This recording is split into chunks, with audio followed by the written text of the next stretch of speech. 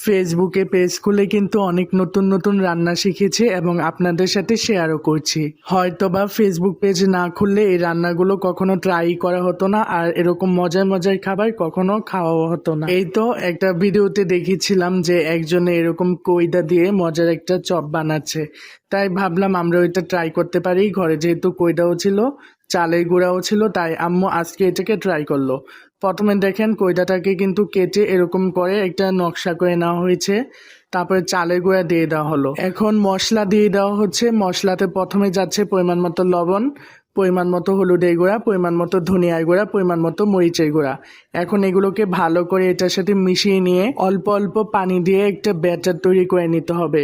ব্যাটারটা তৈরির ক্ষেত্রে কিন্তু অল্প অল্প করে পানি দিবেন, তাহলে দেখবেন ব্যাটারটা সুন্দর হয়। এই যে এরকম থিকনেসের একটা ব্যাটার তৈরি করে নেওয়া হলো। এখন এটাকে ভাজার জন্য এখানে তেলটাকে গরম করে দেওয়া হলো, আর কইদাটার মধ্যে একটু লবণ মেখে নেওয়া হলো। এই তো কইদাটাতে লবণ মাখা শেষ। এখন এটা কিন্তু ব্যাটারের মধ্যে ভালো করে চুবিয়ে নিয়ে একটা একটা করে ছেড়ে দিতে হবে। এটা অবশ্যই ভাজার সময় চুলার আঁচটা মিডিয়াম টু লো এর মধ্যে রাখবেন, তাহলে ভাজাটা সুন্দর হবে। একদম এটাকে গোল্ডেন ব্রাউন করে ভেজে একদম তুলে নেওয়া হলো। এটা কিন্তু এরকম চালের গুঁড়া দিয়েই করবেন। চালের গুঁড়া দিয়ে করলে কিন্তু মুচমুচে হয়, খেতেও খুবই ভালো লাগে। আর এই চপটা খেতে কিন্তু যথেষ্ট মজা লাগে এবং খুবই মুচমুচে হয়।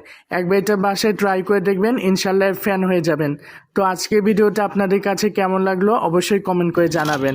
ভিডিওটি ভালো লাগলে অবশ্যই লাইক কমেন্ট শেয়ার করে দিবেন। এতক্ষণ ভিডিওটি দেখার জন্য ধন্যবাদ।